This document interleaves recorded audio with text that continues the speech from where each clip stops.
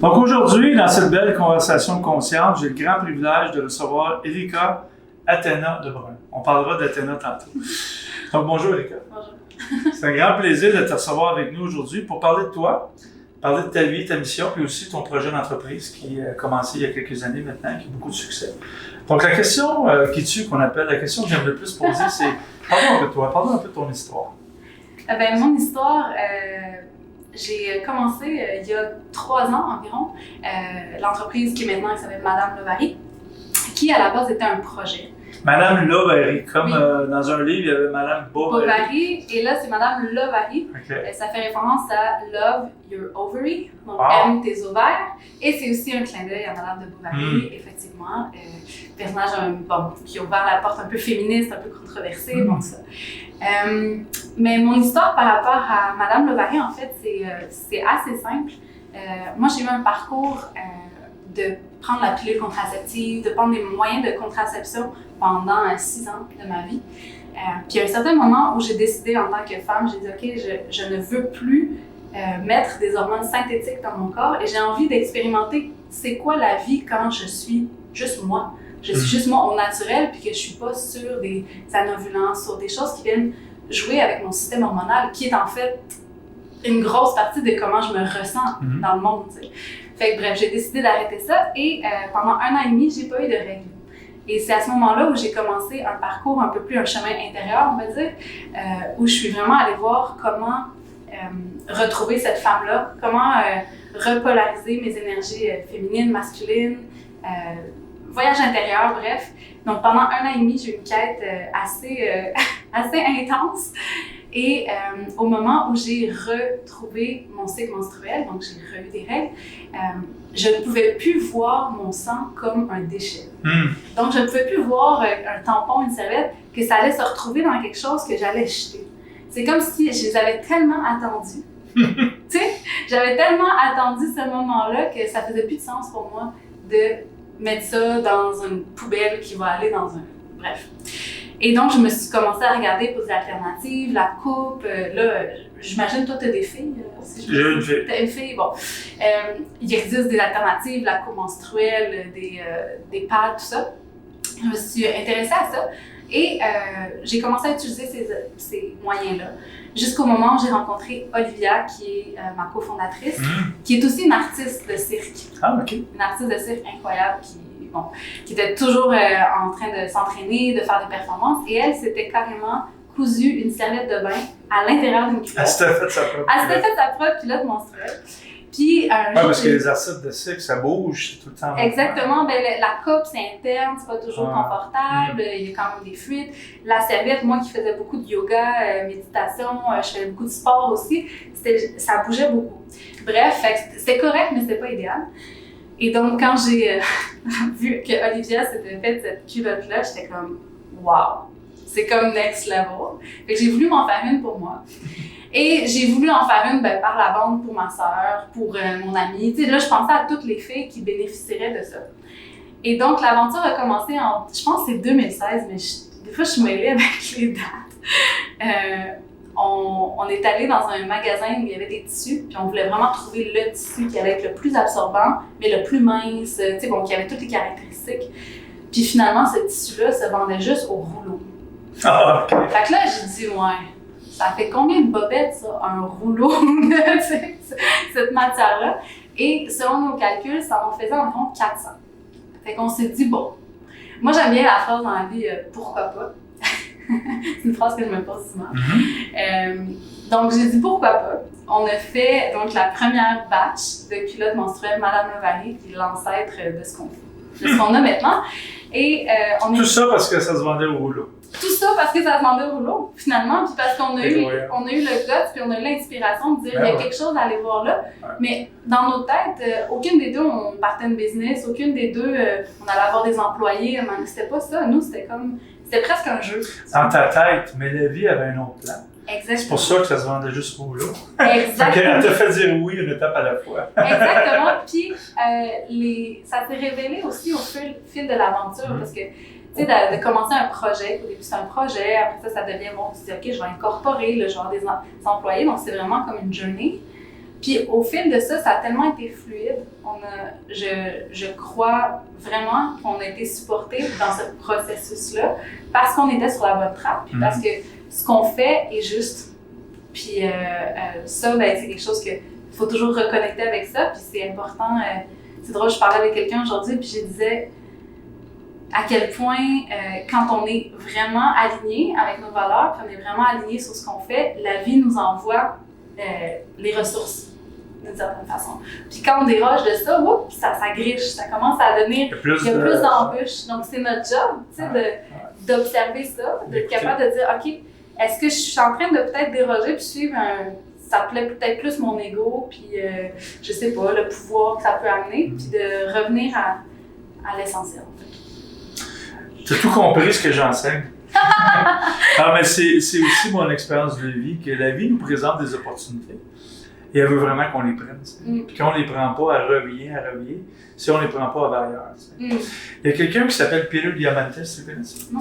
C'est un gars de San Francisco, c'est comme un peu un gourou dans l'innovation. Il dit, essayez de trouver des solutions à un problème qui peut aider au moins 1 milliard de personnes. Mais là, selon mes calculs, il y a au moins 3,75 milliards de femmes s'appellent médecins. Ouais. Donc, il y a vraiment un besoin. Tout à fait. Et peut-être tu peux m'en parler. Moi, j'ai une fille, mais on n'a pas parlé de ça encore. Ben, elle est très jeune encore, mais ma femme s'occupe de ça. Mais, tu sais, toutes les serviettes sanitaires, tout ça, c'est pas tout le temps santé, ces choses-là. Là. Non, ben, c'est sûr que ça répond à un besoin d'abord d'être une solution qui est saine pour le corps de la femme. Je pense que c'est un thème qui n'est pas encore au-dessus de tous, mais les tampons serviettes sanitaires sont remplis de produits toxiques. C'est ce que j'ai compris. Qui vont directement en contact soit avec la peau ou carrément en contact avec la muqueuse utérine, qui finalement va se rendre dans le sang. Puis c'est une intoxication qu'on va dire légère. Mais une intoxication légère à chaque mois, c'est quand même des matières toxiques que le corps n'arrive pas à se débarrasser, qui va se storer dans les graisses, dans nos petits pendant 30 ans, c'est toute une affaire. Puis il se store ça dans les graisses, puis c'est ça, puis ça crée au final de l'inflammation. Et on sait que l'inflammation, c'est la base de toute maladie, whatever. Donc c'est à la base, je pense que c'est Madame Levary répond à un besoin d'avoir quelque chose qui est sain pour la femme. Ça, c'est, mettons, le premier layer. Le deuxième layer, c'est sûr, c'est l'environnement, parce que la quantité, c'est 12 milliards de serviettes sanitaires qui sont jetées annuellement dans le monde. C'est énorme, la quantité. T'sais. Puis on le sait, les sites d'enfouissement sont remplis à 90% au Québec, c'est partout dans le monde. Donc, il n'y en a pas 2 planètes. Il faut apprendre à gérer. Donc, l'environnement. Puis, sous-jacent à ça, c'est finalement la femme, quand elle l'utilise, c'est vraiment le confort.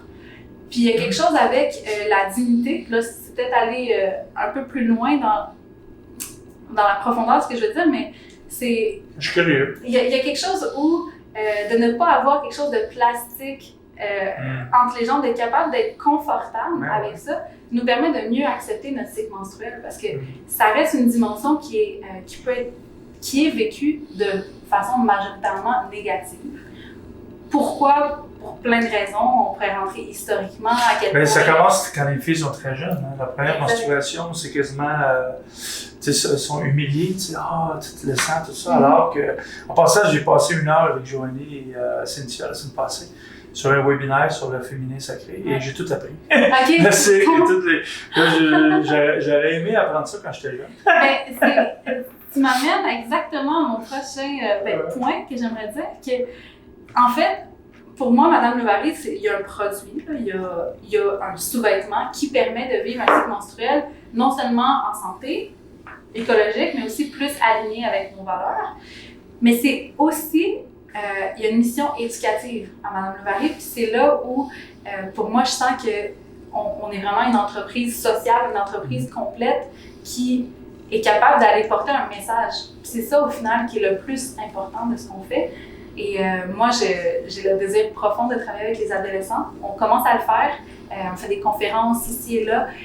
Mais vraiment, je pense que si on arrive à avoir un dialogue autour des menstruations qui soit positif et qui permet de mieux le comprendre, autant pour les hommes que pour les femmes. Justement, si toi, mettons, à 12 ans, on t'avait expliqué mieux c'était quoi le cycle menstruel, comment ça se vivait, peut-être qu'on aurait eu moins peur de poser des questions ou d'en parler avec son amoureuse, sa fille. Donc, ça crée, en fait, c'est d'enlever le tabou.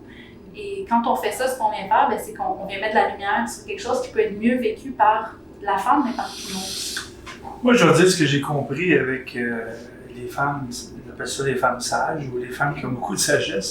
Ça fait drôle, femmes sages, tu sais, mais c'est le sacré de toutes ces choses-là. Tu sais. Moi, je comprenais le féminin sacré. Là, j'ai compris tout cet aspect-là physiologique. Et comment c'est sacré, c'est qu'une fois par mois, la vie veut se créer dans le corps. Tu sais. Ah, OK, c'est pas cette fois-là.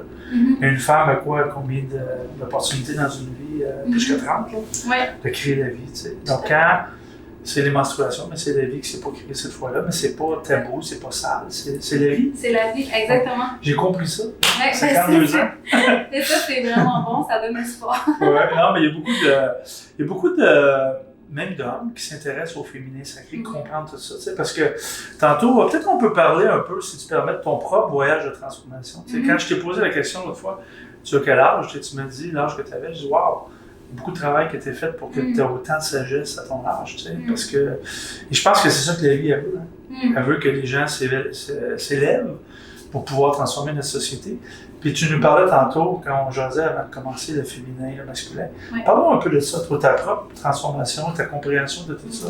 C'est un peu indirectement, pas nécessairement relié à ton entreprise, mais c'est relié, parce que ton entreprise reflète qui tu es et ta collègue. Ben, c'est vaste, c'est une grosse question. Je vais essayer de la prendre. Mais je pense que ce qui m'a forgé dans mon parcours de vie, c'est beaucoup. D'abord, j'ai eu une tante qui m'a initiée à beaucoup de pratiques, que ce soit la méditation, le yoga, des pratiques aussi comme des huttes de sudation, des sweat lodges qu'on appelle, des traditions autochtones, des choses comme ça. Donc, j'ai baigné dans cet environnement-là qui m'a permis déjà d'avoir une autre lunette sur le monde que celle que, mettons, m'avait enseignée à l'école ou par la société ou par la télévision ou whatever qui nous est souvent juste mis. Donc on est programmé, la société nous programme. Exact. Donc j'ai eu la chance assez jeune d'avoir des lunettes différentes. Et je pense qu'à partir du moment où j'ai vu qu'il y avait un autre chemin, je ne pouvais plus ne prendre qu'un seul chemin et prendre juste ça comme réalité. Et je suis partie aussi à 17 ans avec mon pack-sac au Costa Rica. J'avais, je pense, si j'avais 1000 $, c'était vraiment 17 ans, c'est jeune. Mon fils a 18, je ne le vois pas partir avec son pack-sac. Je suis partie, je parlais pas un mot espagnol, je ne savais pas où je m'en allais. Puis, mais je savais que je m'en allais, puis c'était tout seul. La folie de jeunesse, le courage de la jeunesse. C'est ça. Puis, c'est ça, je suis partie, puis j'ai rencontré une communauté. Je suis atterrie dans une communauté où c'était beaucoup de yoga, de méditation. Wow. J'ai beaucoup appris sur moi-même. J'ai fini par travailler dans la communauté, puis il restait 8 mois. Wow. Ça m'a beaucoup ouvert les yeux sur plein de dimensions. Ensuite, le voyage, j'ai habité 3 ans au Mexique, 2 ans en Colombie. Donc, j'ai un amour pour l'Amérique, surtout l'Amérique du Sud. Mais tu as passé par-dessus les États-Unis, tu es allé direct en bas. Oui, c'est ça. Oui, j'ai fait un peu les États-Unis, mais je suis pas l'Amérique latine, c'est quelque chose avec l'Amérique latine. Ouais. Et tout à l'heure, je parlais de mon parcours en tant que femme. Il y avait vraiment pour moi une quête de trouver la femme que j'étais. Parce que j'ai vraiment eu l'impression que les hormones synthétiques ont été comme un genre de voile où on voilait cet accès-là en moi-même, puis qu'à partir il fallait que j'enlève cet élément-là pour pouvoir rentrer. Puis c'est quand même particulier parce que moi, quand j'ai commencé la pilule contraceptive, j'avais 15 ans, mais j'avais jamais eu de règles. Donc c'est la pilule qui a fait que mon cycle a commencé. Donc mon corps avait jamais appris ce que c'était que d'avoir un cycle menstruel sans la pilule. Donc, c'est quand même particulier. Je ne suis pas la seule. Il y en a plusieurs femmes, quand je partage ça, souvent, ça fait des échos. Donc, voilà, fait que j'ai vraiment, pendant l'année et demie, où j'ai finalement arrêté toutes les pilules contraceptives, tout ça, je me suis beaucoup intéressée justement aux énergies de yin-yang, comment rebalancer ça à l'intérieur de moi. J'ai aussi beaucoup été en contact avec des indigènes de différents parcours, mais dont une qui m'a beaucoup touchée en Colombie, dans la Sierra Nevada. Et elle vraiment travaille avec les femmes, puis ils ont une super belle conception de ce que c'est que d'avoir leur menstruation. Et donc, il y aurait tellement de choses, c'est tellement vaste ce que je pourrais dire. Mais ce que je sais, c'est que pour revenir au thème un peu de l'entrepreneuriat, la conscience au féminin, c'est que je sens qu'à l'heure actuelle, dans le monde, on a vraiment un éveil. Il y a de plus en plus de gens qui s'éveillent, disons, on peut l'appeler la conscience, qui s'éveillent à un autre mode de vie, puis qu'on voit que peut-être que la société telle qu'on la vit maintenant, c'est peut-être un cul-de-sac. Puis il y a peut-être une autre façon de la voir. Puis là-dedans se joue beaucoup, je pense que le féminin est en train de vraiment s'élever, puis comme est assez fort. J'ai l'impression que les femmes autour de moi, je regarde, c'est comme des... Ils sont vraiment enlignés. Puis j'ai l'impression que c'est difficile pour un homme en ce moment de trouver sa place à travers ce mouvement-là. Donc, comment faire pour équilibrer ces forces-là à l'intérieur de nous, puis aussi dans la société? Bien, c'est clair qu'on vit dans une société patriarcale où le masculin est dominé le féminin, ça fait des milliers d'années. Quand le féminin s'élève, c'est sûr qu'il y a des hommes qui ne doivent pas trouver leur place. Ça demande un ajustement sérieux là, pour arriver. Non, mais c'est vrai, pour arriver à l'équilibre, tu sais. Puis moi, je le vois, ma fille, elle a 16 ans bientôt, solide, tu sais, puis beaucoup de caractère. Moi, j'appelle ça des femmes de caractère. Ça ne veut pas dire qu'ils sont difficiles, ça veut dire qu'ils se tiennent. Puis il ne faut juste pas oublier notre féminin non plus. Moi, j'ai connu dans les affaires beaucoup de femmes qui oubliaient leur féminin, qui voulaient être comme des hommes, puisqu'on leur avait appris que c'est la seule. Parle-moi un peu de ton entreprise, ça fait 3 ans. Oui. Et là, vous êtes international. Parlons un peu de ça. Là. Oui, international, on vend à l'international. Excuse-moi, à l'extérieur du Québec. À l'extérieur du Québec. On vend, oui, en Europe. On a des clientes, oui, beaucoup, surtout l'Europe francophone, donc France, Belgique, Suisse, Luxembourg. On est aussi au Canada anglais. Quelques ventes aux États-Unis, mais éventuellement, c'est le mouvement qu'on est en train de préparer là, maintenant.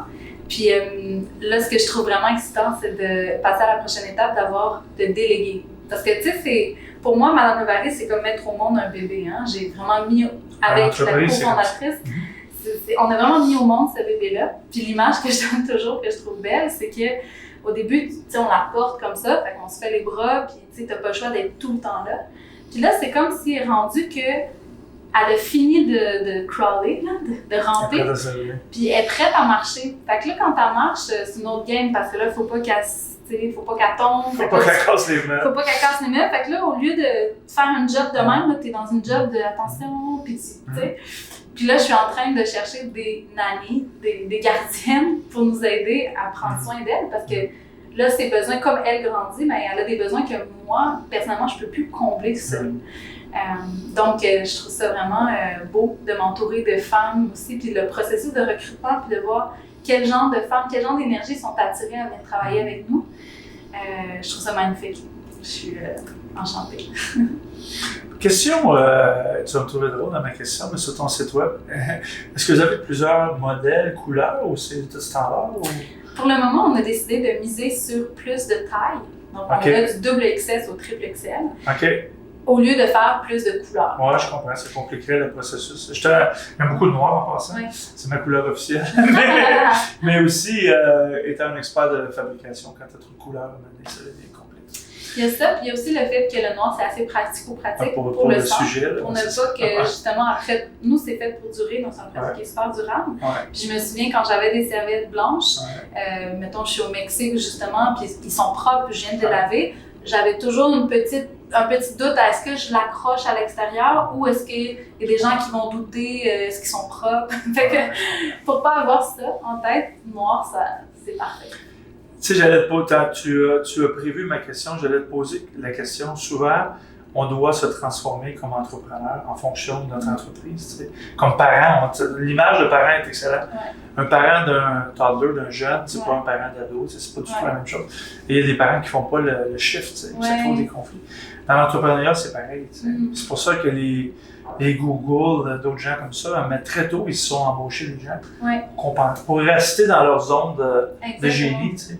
Donc toi, dans l'entrepreneuriat, ça fait 3 ans, ta zone de génie à toi, c'est quoi? Qu'est-ce que tu aimes le plus faire? Qu'est-ce que tu es... Moi, je dirais que c'est vraiment au niveau du message, de la vision. Je me vois vraiment comme un genre de capitaine de bateau, là, où, tu sais, c'est comme on s'en va par là, puis, OK, le vent, il pousse par où, puis justement, de ne pas déroger de ce que Madame Levary a besoin. Puis des fois, il faut que je me mette de côté, moi. Il faut que je mette de côté ce que Erika voudrait, pour voir, OK, qu'est-ce que Madame Levary a besoin, tu sais. Puis ça, cette ligne-là, je commence à mieux la comprendre. Donc, je me vois vraiment au niveau de la vision, de la mission. Puis ce qui m'excite en ce moment vraiment beaucoup, c'est tout ce qui est au niveau de l'éducation. Donc, moi, j'ai un lien, j'aime ça, les ados, j'aime ça travailler avec les ados. Je sens que ça passe, ils sont poreux, ils catchent, ils sont allumés. Ils absorbent. Puis ils absorbent. Donc, pour moi, de pouvoir transmettre, que ce soit via une conférence, des capsules éducatives qu'on est en train de regarder, que ce soit via notre Instagram, notre Facebook, peu importe, d'avoir un œil très proche de la communication et qu'est-ce qu'on véhicule comme message, pour moi, ça, c'est la partie que je sens que je veux continuer de porter, puis je suis fière de porter aussi. Bien, c'est sûr que quelqu'un me faisait réaliser récemment, quand quelqu'un crée un projet, un mouvement, une entreprise, on est un peu la source. Et on peut aller plus loin, on peut dire qu'on est connecté à la source. Et même si on rajoute des gens, c'est un peu notre responsabilité de rester connecté à l'essence. Parce que plus on rajoute des gens, des nouvelles personnes, même si on les choisit bien, à un moment donné, il y a plein d'opportunités aussi qui nous sont présentées, qui peut-être ne résonnent pas avec nos valeurs essentielles, mais pourraient nous amener plein de cash. Et ça, c'est le défi. De viser le long terme. Je sens que tu es une personne qui est très ancrée. Et moi, mon impression, ma certitude même, c'est que si on reste ancré, le succès va venir. C'est juste qu'il va aller peut-être à la vitesse que la vie vous donne qu'il aille. Laisse-moi te poser une question. Là, tu es l'entrepreneuriat, tu parlais d'éducation, donc peut-être c'est la réponse, mais avec l'expérience de vie que tu as présentement, ça peut changer. C'est quoi tu penses que ta mission dans cette vie-ci? Je pense que ma mission, c'est de continuer de me connaître, continuer d'être aligné. Donc, trouver une façon d'être aligné, balancé en moi pour pouvoir recevoir aussi, recevoir les messages de c'est quoi la prochaine étape en tant qu'humanité. Moi, j'ai la certitude que c'est exponentiel, la vitesse à laquelle les humains se réveillent, puis que je pense que la réponse de tout, c'est l'amour. Donc, on vient s'entendre. Donc, plus que je vais être capable d'être alignée et de vibrer cet amour-là, mais un amour pur, pas un amour de je veux donc être aimé, donc j'aime tout le monde, c'est pas ça. C'est de l'amour pour soi, donc ça demande un gros travail à s'aimer, là. C'est une job temps plein, là, c'est là, c'est pas... c'est ça, le vrai travail qu'on doit tous faire, c'est s'aimer. Puis de cet espace-là, de la vibration d'amour, j'ai la profonde certitude qu'on va faire les bonnes actions. On va générer les bonnes pensées qui vont générer les bons mots, qui vont générer les bonnes actions. Donc, je pense que c'est ça ma mission. Tu as dit un mot-clé, tu as dit « j'ai de la certitude ». Donc, c'est pas une croyance. En anglais, on dit un knowing, je le sais. Et moi, je sais la même chose que toi. Donc, je viens juste de réaliser quand je t'écoutais que, tu sais, on ne fait pas la même chose du tout, mais nos missions sont alignées parce que moi, je suis totalement engagé à contribuer à ma façon à l'élévation du féminin pour qu'un jour, on ait un équilibre dans notre société. Toi, tu rentres dans la vie des femmes dans un endroit très intime. Ils te laissent rentrer dans leur partie les plus intimes avec ton produit. Et tu te sers du produit en même temps pour porter une mission. Exact. Donc, toi aussi, tu contribues à élever le féminin, à éduquer. Donc, le produit devient presque accessoire. Exact. Moi, je fais des conférences, toi, tu fais des petites culottes sanitaires. Dans le fond, on élève la conscience à notre façon. Et je pense que tu as bien saisi aussi, tu l'as dit plusieurs fois. Ce que tu fais est le reflet de qui tu es en train de devenir. Un grand sage me posait 2 questions. Il dit, pose-toi, Stéphane, à tous les matins. Qui tu choisis d'être et qu'est-ce que la vie s'attend de toi? Qui je choisis d'être, c'est déjà mieux que qu'est-ce que je veux. Mais qu'est-ce que la vie s'attend de moi, ça c'est vraiment là, le don. Et des fois, c'est complètement différent. Super cool. Et où tu es aujourd'hui, c'est quoi la vision pour les 2-3 prochaines années? Est-ce que tu as eu toutes tes dents d'ordre déjà? Ou...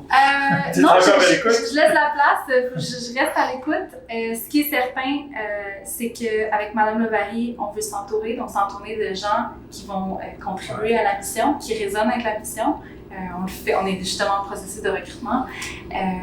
Donc, de bien s'entourer pour que le produit, l'élément physique puisse se vendre, puisse se répandre à plus de femmes possible. Parce que plus de femmes qui utilisent mon produit, ça veut dire moins de maladies, ça veut dire moins de déchets, ça veut dire plus de confort, plus de dignité. Donc, tout, hein, ça... Donc, c'est vraiment de l'expansion. Fait qu'on est sur l'expansion en Europe, l'expansion aux États-Unis, c'est quand même des gros mots. On a besoin de gens pour ça. Puis, la portion éducative, comme je disais, au niveau des ados. Moi, je trouve ça vraiment touchant de voir à quel point les hommes, quand on est en kiosque, en foire, viennent nous voir et nous posent des questions. Puis, comment ça marche? Puis, je vois caché derrière leurs questions leur désir de hey, ça a toujours été dans le garde-robe, j'ai jamais eu accès à ça parce que ma mère m'en a jamais parlé, ma soeur ou ma blonde n'a jamais osé m'en parler. Puis là, il y a un kiosque qui s'appelle Menstruation zéro déchet et positive. Fait que j'en profite pour, tu sais, comme genre, aller chercher des informations, puis ça me touche, puis je trouve ça tellement beau. Puis je rêverais de faire un talk, une conférence, whatever la forme, pour les hommes sur le cycle menstruel de la femme pour qu'ils comprennent qu'est-ce qu'elle vit à chaque mois, puis qu'ils comprennent d'un autre œil, puis que ça lui permette de mieux accompagner ça, au lieu que ce soit resté dans le garde-robe, parce que il y a l'éducation des femmes. Je pense qu'une fois qu'ils sont éduqués à ce qui se passe dans leur corps, ils vont pouvoir éduquer leurs hommes, leur entourage. Mais mon Dieu, ça me ferait du bien de faire une gang de gars. Écoute, tu veux faire un talk, puis ça donne, par hasard, le gars des vues, moi j'organise des talks. Ah ben? Fait qu'on peut peut-être s'en parler. Je viens d'avoir une idée que je vais te parler après, avec d'autres femmes que tu connais, peut-être une soirée sur le féminin, justement, pour démystifier tout ça. Ben, je pense que les gars et les hommes seraient mieux renseignés. Ça serait... Tu sais, l'autre fois, ce que j'ai compris avec Cynthia et Joanie, je me dis, wow, toutes les chicanes qu'on a eues à la maison, si j'avais su quel moment du mois c'était, je ne me serais pas senti comme un trou de cul, tu sais, ou peut-être c'était le cas, là, mais écoute, c'est vraiment cool. Vraiment cool. Et une chose que je voulais te dire, ce week-end, j'ai échangé avec certaines personnes sur les médias sociaux par rapport à des photos que des femmes postent, tout ça, puis je disais, il y en a qui ont besoin d'être vus. Ah non, c'est juste qu'ils sont belles, non, t'as pas compris. Quand, comme je vais les nommer, Victoria's Secret, quand ils annoncent leurs produits, c'est pas toujours valorisant. C'est toujours un peu... c'est fait pour les hommes, justement. C'est sexy, c'est provocateur. Sur ton site web, c'est cool. C'est des femmes épanouies qui ont du plaisir, qui sortent, puis ça, c'est le fun. Je pense que le branding est vraiment totalement aligné avec ce que tu fais. Écoute, as-tu d'autres choses que tu veux nous dire? Ben, que je suis contente d'être ici, que je suis pleine de gratitude de pouvoir contribuer à ta mission, puis que tu contribues à la mienne de cette façon. Puis j'ai envie de dire que aussi, c'est quelque chose quand même de se mettre de l'avant, puis de véhiculer un message, surtout maintenant avec les réseaux sociaux, Facebook, Instagram. J'ai l'impression que nos mots portent plus loin, puis portent des fois que tu sais pas jusqu'où. Donc j'ai envie de dire que je dis ce que je dis avec la sincérité la plus grande, puis avec tout mon cœur, puis que je peux me tromper, et puis prenez pas tout ce que j'ai dit pour du cash. Moi, c'est ce que je vis, puis mais je suis vraiment très heureuse de plus en plus me montrer, puis d'oser speak my truth, puis la partager. Donc, merci de contribuer à ça. Merci à toi. C'était mon post aujourd'hui dans mon newsletter, l'intégrité radicale, qui pour moi résume à dire ce qui est vrai pour nous aujourd'hui, sachant que demain, ça peut changer. Donc, de le faire avec beaucoup d'humilité. Exact. Et de ne pas mentir, de ne pas dire des choses qu'on aimerait que les gens entendent, de dire qu'est-ce qui est vrai pour moi. Parce que je dis aux gens, on est tous Dieu, mais j'ai jamais rencontré Dieu dans une personne.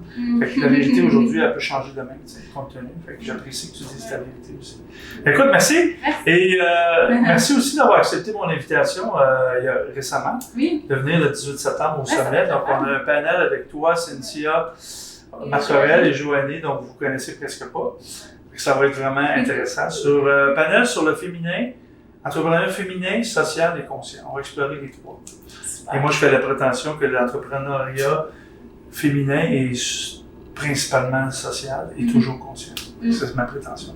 On va explorer ça ensemble. Je me trompe pas. C'est parfait. Merci.